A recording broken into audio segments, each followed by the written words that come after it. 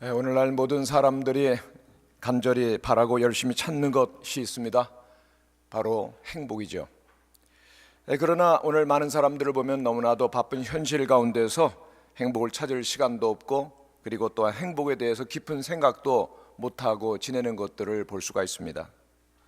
물론 일시적으로 행복을 찾았다고 막 환호성을 지르는 그런 순간도 있을 수 있겠지만은 그 순간 행복은 마치 안개처럼 사라지는 것들을 많이 경험하고는 할 것입니다.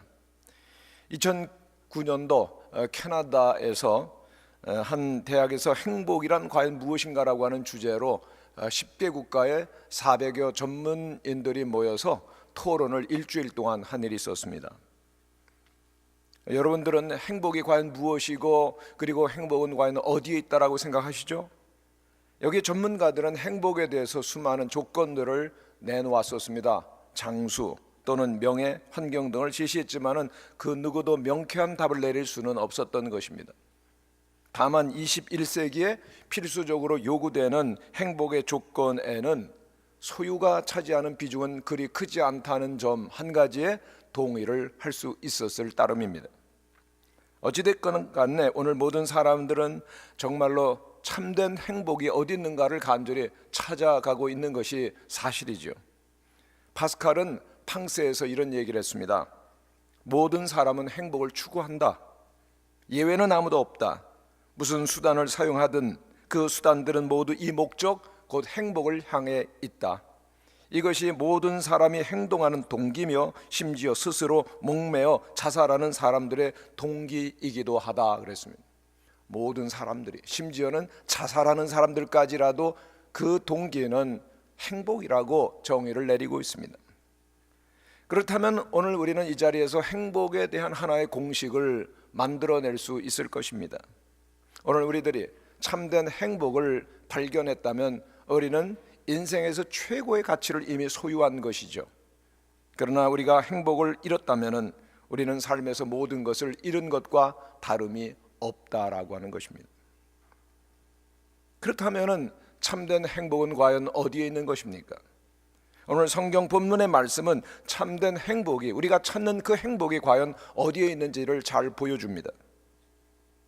오늘 본문 말씀은 신학자들에 의하면은 구약 성경 말씀 가운데서 가장 아름답고 가장 강력하고 가장 중요한 하나님의 언약을 담고 있는 말씀이라고 하는 점에 인정을 받고 있습니다. 지금 이스라엘 백성들은 광야 생활을 다 지내고 그리고 그 마지막 지점에 와 있습니다. 돌아보면 이스라엘 백성들은 애굽 땅에서 심히 번성하게 되었습니다. 그런데 수백 년을 지난 후에 그들은 그 땅의 노예로 전락하고 말았죠. 너무나도 고통스럽고 그리고 어려운 시기, 그들은 하나님께 긍휼을 베풀어 달라고 간절히 간구하기 시작했고, 하나님께서는 그 기도를 들으시고 모세의 손을 빌어서 그들을 구원해 내십니다. 그리고 40년 광야 생활을 지나고 그리고 드디어 약속의 땅 가나안 앞에 이르게 된 것입니다. 근데 이때 하나님께서는 이스라엘 백성들에게 중요한 질문을 던지시죠. 왜 하나님께서 이들을 구원해 내셨겠느냐라고 하는 것입니다.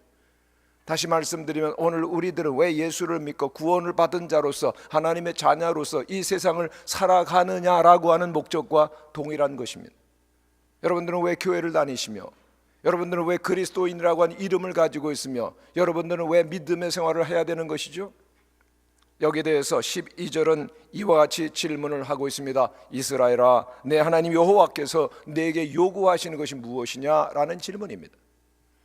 그리고 답은 이렇게 12절에서 이어집니다. 내 하나님 여호와를 경외하여 그 모든 도를 행하고 그를 사랑하며 마음을 다하고 성품을 다하여 내 하나님 여호와를 섬기라 그랬습니다. 우리는 또다시 질문하는 겁니다. 왜 우리가 하나님을 섬겨야 되느냐? 왜 하나님을 사랑해야만 하느냐라고 하는 질문, 우리는 간혹 던지게 되죠. 그런데 13절은 거기에 대한 답을 이렇게 내려줍니다. 내가 오늘날 내 행복을 위하여 내게 명하는 여호와의 명령과 규례를 지킬 것이 아니냐라고 하는 것입니다. 여기에 바로 우리 기독교의 핵심과 본질이 있음을 보게 되어집니다. 여러분, 기독교의 핵심이 뭐죠? 그것은 바로 행복입니다. 여러분, 사랑하는 부모는 자녀들에게 반드시 행복을 원합니다.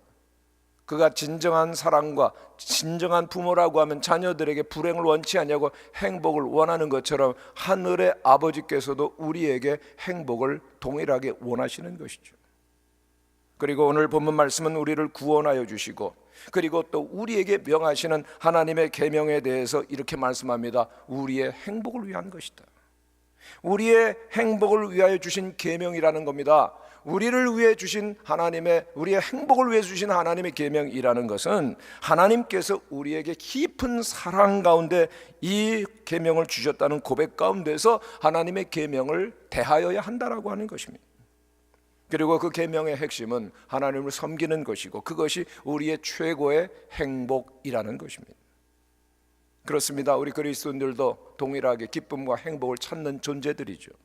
그런데 한계가 있습니다. 하나님 안에서. 우리 그리스도인들이 추구하는 행복과 기쁨은 단순한 기쁨과 행복이 아니라 하나님 안에서 누리는, 그리고 다함이 없는, 그리고 계속해서 풍성하게 주어지는 진정한 영원한 기쁨과 행복이 하나님 안에 있다는 것입니다. 시편 145편 15절은 이렇게 말합니다. 여호와를 자기 하나님으로 삼는 사람, 하나님을 내 하나님으로 섬기는 사람이 가장 복된 사람이로다. 시편 16편 2절에 보면 주는 나의 주님이시오니 주밖에 나의 복이 없나이다 하였습니다. 이 말씀은 가장 행복한 사람이 누구냐? 하나님을 사랑하는 사람, 하나님을 사랑할 수 있는 사람, 마음과 뜻과 정성을 다하여 하나님을 사랑하는 사람, 그가 가장 행복하다라고 하는 것입니다. 아멘이십니까? 그렇습니다. 하나님을 너무나 사랑하기 때문에 하나님의 말씀을 귀담아 듣습니다. 하나님의 말씀을 꿀송이보다도 달게 들을 수 있게 되는 겁니다. 하나님의 말씀을 들은 것을 최고의 행복으로 받아들일 수 있다는 것이죠. 왜요? 하나님을 사랑하기에. 그리고 하나님을 사랑하기에 하나님의 말씀에 순종하며 그 말씀 속에서 기쁨을 찾는 사람, 제일 행복한 존재라고 말하는 것입니다. 여러분, 우리의 신앙의 성숙과 성장은 하나님과의 거리에 반비례하는 것입니다. 하나님과의 거리가 가깝다, 신앙은 깊고 뜨겁고 그리고 진실한 것입니다. 하나님부터 멀어진다, 우리의 신앙이 점점 엷어지고 그리고 또한 차갑고 냉랭해진다는 것입니다. 그래요, 하나님과의 거리가 우리 성도의 신앙의 성장을 좌우하는 중요 요소입니다. 그럼 어떻게 하나님께로 가까이 가느냐? 하나님의 말씀을 읽고 하나님의 말씀을 계속 인용하는 것입니다. 여러분, 인간관계에서 상대방을 존중하는 방법이 뭐죠? 그 사람을 만나기 전에 그가 쓴 글, 그가 쓴 메일, 그가 쓴 책이 있다면 읽고 가는 것입니다. 그리고 대화 가운데 그분의 책이나 글을 계속해서 인용하는 것입니다. 그런데 대화 가운데 자기의 글, 자기의 책을 인용하는 사람, 이야기하는 것을 지루해하는 사람은 아무도 없습니다. 왜요? 그것은 최고의 존경의 표시가 되기 때문입니다. 몇 년 전에 우리 교회에 오셔서 우리 선교 주일 때 메시지를 전했던 분당의 한 교회 안수 집사님에게 끝나고서 제가 쓴 잘 얇은 칼럼집, 하나님과 동행하는 행복한 삶이라고 하는 책을 드렸습니다. 그리고 얼마 뒤에 그분을 만났는데 그분이 이런 얘기를 하는 겁니다. 목사님, 너무 좋아요. 얼마나 좋은지 마치 제가 잠언을 읽듯이 한 구절 한 구절 읽고 있습니다 그러는 거예요. 여러분은 별로 감동이 없네요. 저는 얼마나 막 황홀한지요. 그래요 집사님. 그리고 그 다음에 제가 그 집사님을 얼마나 좋아했는지 모릅니다. 왜요? 그분이 내 글을 좋아한다니까. 도무지 여러분들은 감동이 잘 안 가는 것 같은데 저는 너무 황홀했습니다. 여러분, 미국에서 인터뷰의 규제라고 하는 그 바바라 월터스라고 하는 여성이 있습니다.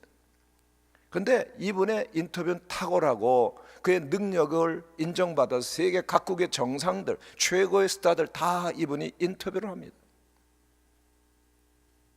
이분의 인터뷰가 그토록 탁월한 이유가 뭘까요? 그는 취재 대상을 만나기 이전에 그 사람에 관한 책을 반드시 여러 권 깊이 읽는다는 겁니다.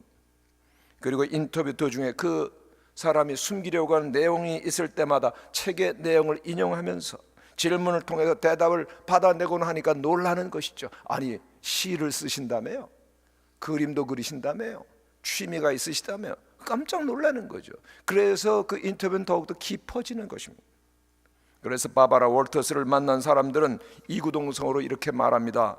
내가 만난 가장 인상적인 사람은 나의 책을 읽고 그것을 계속해서 인용하는 사람이다. 여러분, 우리가 하나님을 만날 때도, 하나님을 섬길 때도 동일하다는 사실 아십니까? 하나님의 기쁨이 되는 사람이 누구일까요? 항상 하나님의 말씀을 읽고 그 말씀을 인용하며 그 말씀을 붙들고 사는 사람입니다.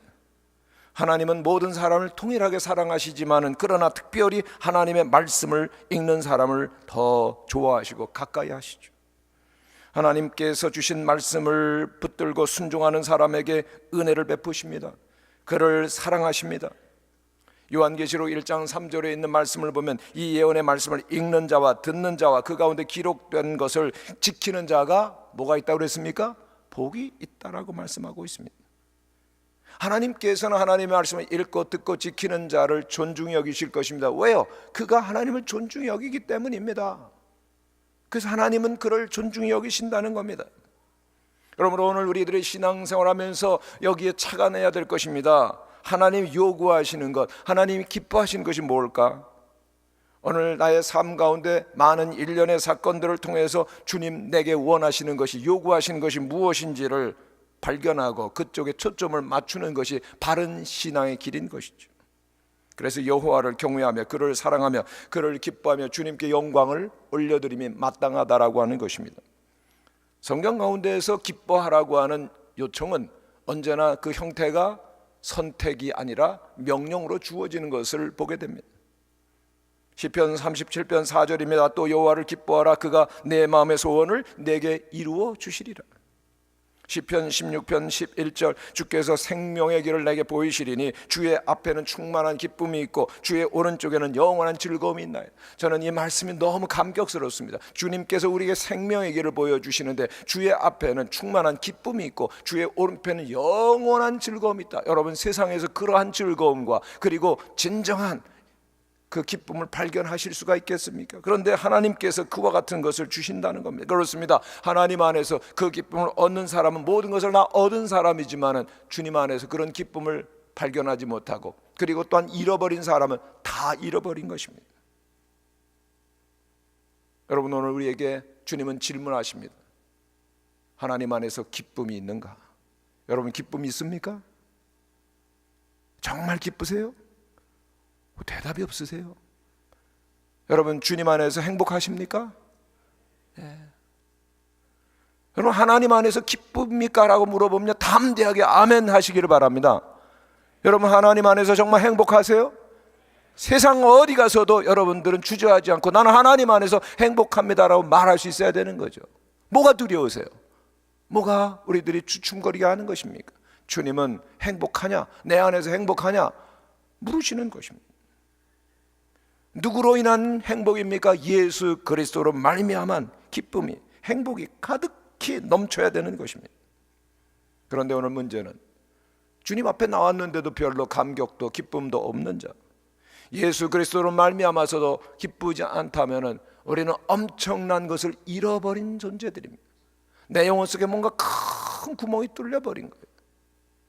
세상이 우리에게 많은 것들을 공급할지라도 그 구멍난 영혼은 결코 만족할 수가 없는 것입니다.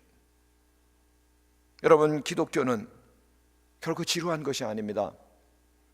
아무 생명력도 없고 활기도 없고 그리고 진부한 것이 아니라는 얘기입니다.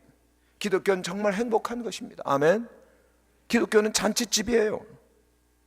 그래서 늘 기뻐하는 자가 주님과 함께하는 것입니다. 창세기에 보면 에서와 야곱의 이야기가 나오죠. 여러분, 에서의 삶을 보면 질문을 드립니다. 좀 영적이거나 그리고 하나님을 기뻐하는 것 같습니까? 아닙니까? 별로 아니죠. 예. 하나님께서 주신 그 엄청난 언약을 그는 별로 기뻐하지 않습니다. 아브라함의 하나님, 이삭의 하나님, 조상의 하나님을 그는 별로 감동이 없어요. 뭐 하나님 나와는 관계가 없어, 상관없는데 난 사냥이나 할 거야. 그는 굉장히 터프한 사람이죠. 건장하고 스포츠맨이고 화살과 사냥에만 관심이 많습니다. 한편 야곱은 굉장히 모범생이고 집안에 있습니다마는 그는 그의 이름 야곱처럼 남의 발 뒤꿈치를 잡는 자, 간교한 자입니다. 근데 그에게 한 가지 특징은 하나님의 언약으로 인하여 그는 기뻐하는 사람, 하나님의 장자권을 너무 소중하게 그 가치를 아는 사람이었다라고 하는 거죠. 할아버지 아브라함이 장막에서 이야기를 꺼내면은 에서는 늘 하품을 하고 금방 졸아버립니다. 관심이 없어요. 그러나 야곱은 눈이 초롱초롱해지면서 할아버지, 하나님에게 좀 더 해주세요. 하나님이 정말 할아버지에게 그렇게 말씀하셨나요? 우리를 큰 나라로 이루어 주신다는데 그게 정말이세요? 천사는 어떤 모습을 하고 있어요? 야곱은 정말 하나님에 대해서 관심이 많았고 영적인 일로 인한 기쁨이 그에게는 있었다는 겁니다. 내에서는 하나님 이야기만 나오면 지루합니다. 종교 이야기 특별히 싫어합니다. 그거 하고 싶은 일이 그저 노는 것뿐이에요. 오직 사냥하는 것, 몸이 근질근질합니다. 스포츠가 나쁘다는 건 아닙니다. 그러나 중요한 교훈이 여기에 있는 것은 세상이 주는 것에 대해서 열정과 기쁨을 가지는 만큼, 아니 그 이상으로 우리가 예수 그리스도로 인하여서 기뻐하며 열정을 갖고 있느냐라고 하는 것입니다. 에서는 하나님으로 인하여 기뻐하지 않습니다. 그런데 그것이 그의 일생 가운데 가장 큰 실수였죠. 반면 야곱은 한밤중에 깨어나도 늘 하나님 장자권 생각하죠. 내가 장자권을 받아야 되는데, 축복을 얻어야 되는데, 내 삶을 향한 하나님의 계획으로 나는 기뻐하며 살리라. 근데 에서는 그런 것에 대한 감각이, 관심이 전혀 없습니다. 그러던 어느 날 에서가 사냥을 갔다가 허기진 채로 배고파서 돌아옵니다. 집에 돌아오니 구수한 냄새가, 야곱이 팥죽을 쓰고 있는 거죠. 에서는 외칩니다. 야, 나 배고파 죽겠다. 팥죽 한 그릇 좀 뭐든지 다 해줄게. 영적으로 기뻐하던 야곱이 냉큼 말합니다. 형, 장자권 나한테 줘. 하나님께서 아버지를 통해서 주신 건 내게 줘. 근데 야곱에서는 그거 대수롭지 않아. 장자권? 그래, 너 가져. 팥죽 줘 빨리. 그는 장자권 대수롭게 여기지 아니하고 팥죽 한 그릇에 팔아버리죠.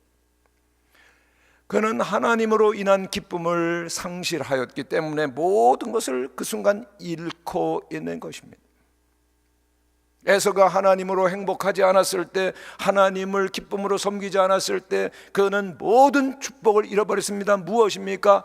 영원한 세상을, 진정한 세계를, 그리고 축복과 구원과 영생을 그는 잃어버린 것입니다.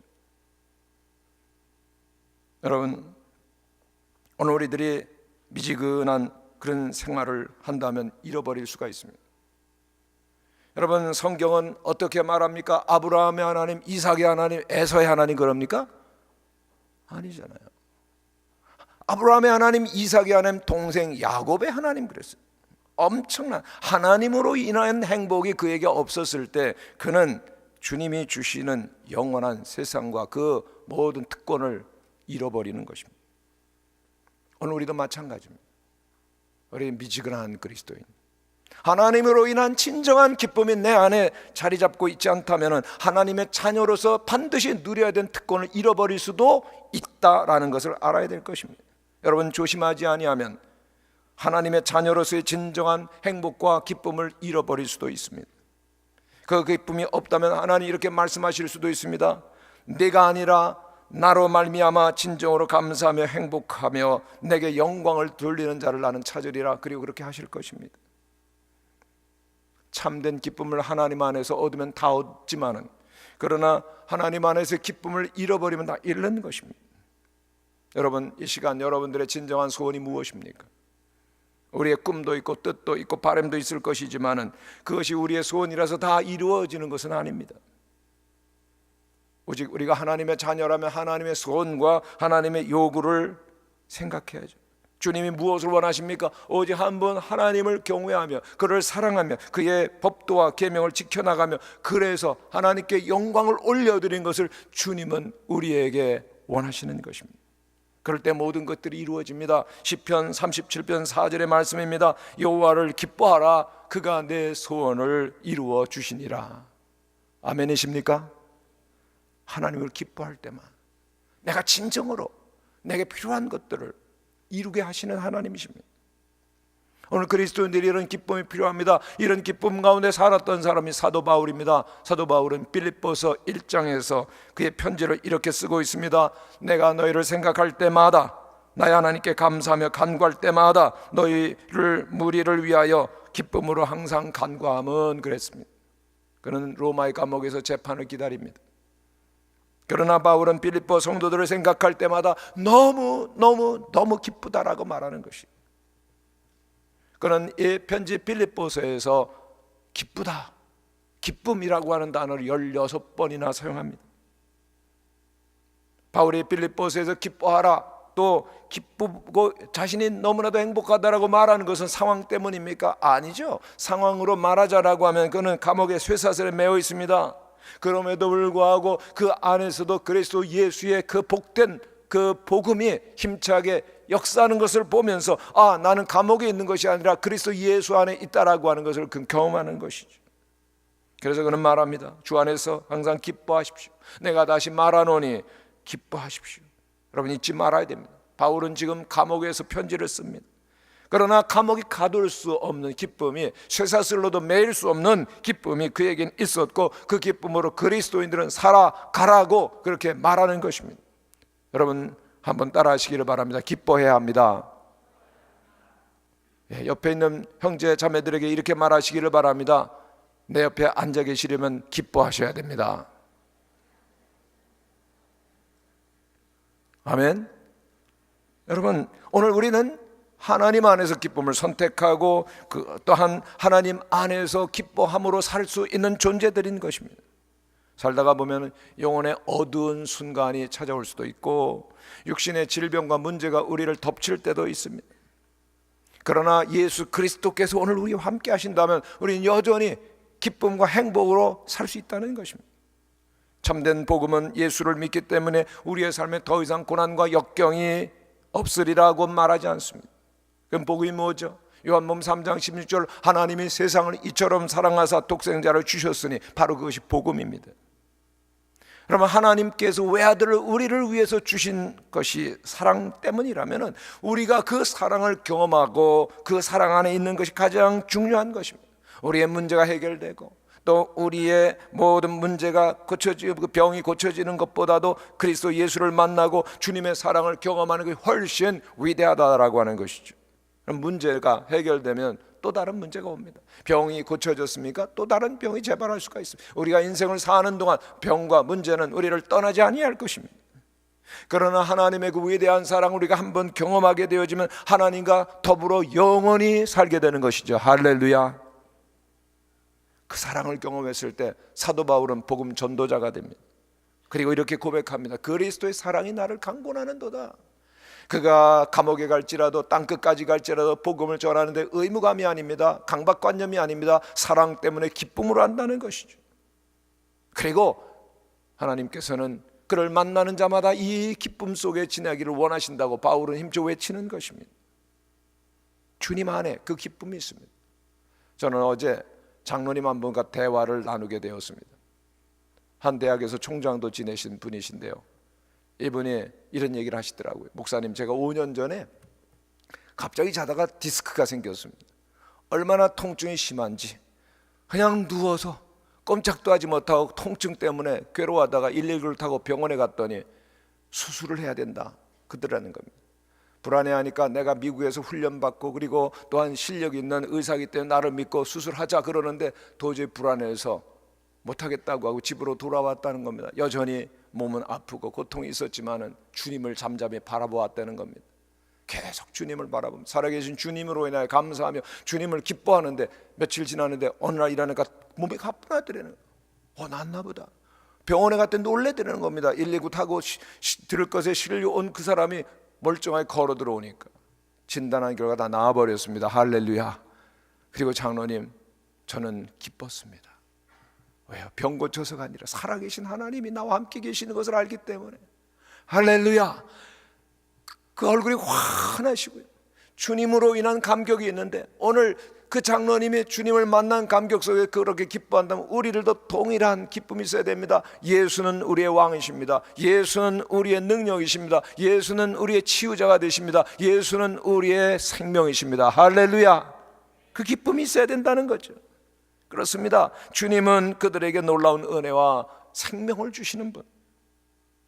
우리가 물론 예수를 믿어도 고통이 있고 문제로 어려워할 수가 있습니다. 그러나 예수님은 여전히 우리를 사랑하시고 우리와 함께 계신다는 걸 확신하게 되어지면 그 어려움 속에서 여전히 행복하고 기뻐하면서 믿음으로 승리하게 되며 진정으로 하나님을 섬기는 삶이 이어지는 것입니다.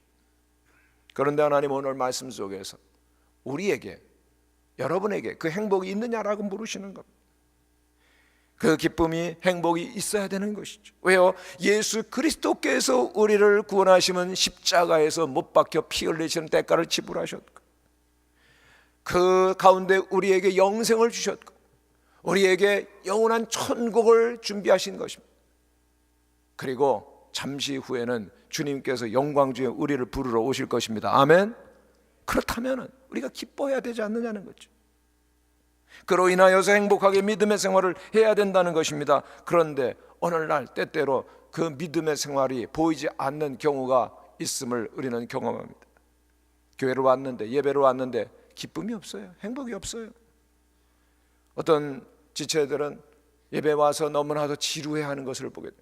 예배를 막 견디고 있어요. 힘들어. 예배가 끝나면 할렐루야 행복해합니다. 야, 끝났다. 야, 어디 갈까? 뭐 먹을까? 왜 그렇죠? 하나님을 향한 마음이 식어진 거예요. 하나님을 사랑하는 마음이 없어진 거예요. 주님 안에 있는 행복을 어느 순간 상실해 버렸죠. 그럼 다 잊어버린 것입니다. 그럼 우리에게 그 기쁨이 있어야 됩니다. 그 기쁨, 하나님과 함께하는 기쁨이 있을 때 모든 것이 주어지기 때문이죠. 다윗은 나라를 통일한 다음에 소원이 있었습니다. 하나님의 언약궤를 예루살렘으로 모셔오는 것이었죠. 여러 과정 끝에 그가 드디어 예루살렘으로 그 언약궤를 모셔올 때 6걸음마다 한 번씩 제사를 드리면서 그 다윗은 그 언약궤 앞에서 춤추며 기뻐하며 하나님께 영광을 올려드리기를 원했습니다. 너무 기쁜 거예요. 그래서 드디어 예루살렘까지 왔는데 아내 미갈이 창문을 이렇게 그 남편 다윗을 봅니다. 영한 망신스럽게 춤을 추는 거에 배옷을 입고 막 바지가 벗겨진 듯 모르고 막 열광적으로 춤을 추는데, 야, 저 목동 출신은 어쩔 수가 없구나. 야, 한심하다, 창피하다. 내 친구들이 보면 뭐라 그럴까?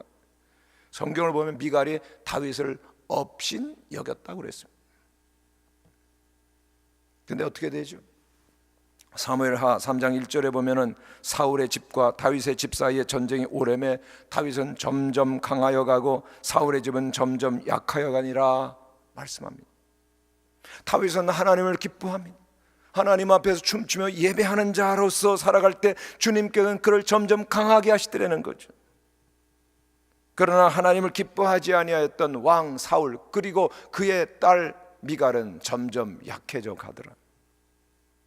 사무엘하 6장 23절에 보면 그러므로 사울의 딸 미갈이 죽는 날까지 그에게 자식이 없으니라. 남편 다윗의 사랑을 더 이상 받지 못하더라. 하나님의 임재가 그에 끊어졌다는 상징적인 표현입니다. 왜 그렇죠? 미갈이 하나님을 기뻐하지 않았기 때문에, 하나님 안에 있는 행복을 그가 놓쳐버렸기 때문인 것입니다.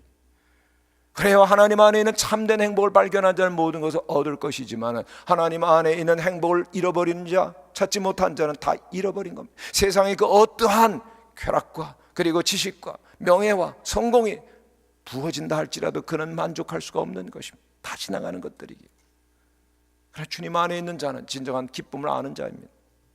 저는 예수 그리스도를 믿는 자, 구원받은 자, 은혜 받은 자의 가장 큰 변화와 쌓이는 기쁨이라고 믿습니다.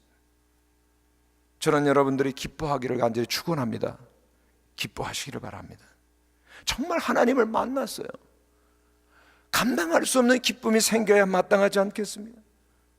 너무나 감격스럽고 너무나 기뻐서 행복하게 지내는 자, 그 그리스도인입니다. 그렇다고 뭐 광신자처럼 되라는 것은 아닙니다. 그러나 오늘 우리들이 경계해야 될 것이 있습니다. 형식적인 무덤덤한 종교, 그것은 멀리해야 될 것입니다. 그냥 교회 나와 주는 것으로 한 1시간 뒤에 앉아 있다가 내가 끝나는 것이라면 정말 주의해야 될 것입니다. 왜요? 하나님께서 우리를 구원하여 주신 것은, 예수 그리스도를 십자가에 못 박으신 이유는 그런 것 때문이 아니기 때문에 그렇습니다. 영광스러운 주님께서 우리와 함께 하시기를 원하십니다. 아멘. 우리 주님께서는 십자가를 통하여 우리를 구원하시고 우리의 영혼을 사시고 우리와 동행하기를 원하시는 것입니다. 우리 안에서 항상 말씀하시기를 원하시는 것입니다. 항상 우리의 걸음을 인도하여 주시기를 기뻐하시는 주님이십니다. 우리의 일상의 가장 중요한 부분이 주님은 되시기를 원하시는 것입니다. 우리의 모든 존재가 오직 한 번 예수 그리스도로 말미암아, 하나님으로 말미암아 살기를 원하시는 것입니다. 우리의 영혼이 하나님만을 경외하기를 주님 원하십니다. 그래서 주님께서 우리의 영혼 속에 중심부에 계시게 되어질 때 우리의 영혼은 삶은 기쁨으로 충만하게 되고, 그때 주님은 영광을 받으시는 것입니다. 하나님은 우리를 행복한 삶, 풍성한 삶으로 부르셨습니다. 바로 그것이 기독교입니다. 오늘 내게 그 기쁨이 없습니다. 그런데 목사님, 나 문제가 있는 것 같아요. 그렇다면 어떻게 해야 되죠? 정말 좋은 질문입니다. 내게 기쁨과 그리고 행복이 넘치는 순종과 섬김이 없다면 내가 무엇을 해야 됩니까? 첫째, 내가 하나님 앞에서 기쁨이 없는 것을 시인하시기를 바랍니다. 하나님, 내 마음이 냉랭해졌습니다. 하나님을 향해서 감각을 잃어버렸습니다. 고백하셔야 되죠. 두 번째, 하나님 앞에 간절히 내게 하나님 앞에서의 순종의 기쁨을 주시옵소서 부르짖어야 됩니다. 왜요? 이건 절실한 인생의 문제이기에. 세 번째, 그 행복과 기쁨이 회복될 것을 믿고 주님 앞으로 달려가시기를 축원합니다. 하나님 앞에 나아갈 때 하나님께서 나를 만나 주실 거야. 여러분, 천국은 침노하는 자의 것이라고 그랬어요. 주님께 달려가시기를 축원합니다. 주님께 나아가시기를 바랍니다. 하나님은 여러분들의 마음이 미지근한 거 원치 않으세요. 하나님께서는 우리의 마음이 뜨겁든지 차든지 하라고 그랬습니다. 요한계시록에 있는 말씀을 보면 미지근하면 내가 토하여 내치리라고 말씀하셨어요. 이제 우리들이 결단하셔야 됩니다. 하나님 안에서 행복을 나는 회복하리라. 하나님 한 분만으로 행복한 내가 되기를 원합니다. 하나님, 내게도 주님이 원하시는 그 행복과 기쁨을 회복시켜 주시옵소서.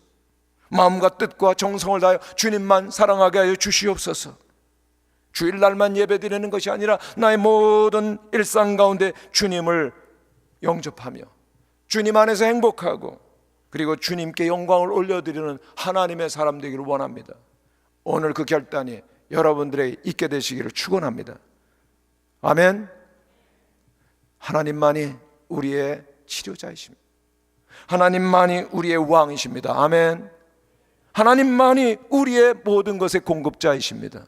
주님을 만나시고 주님께서 주시는 행복을 붙들고 새롭게 살아가는 주님의 사람들이 되시기를 간절히 바랍니다.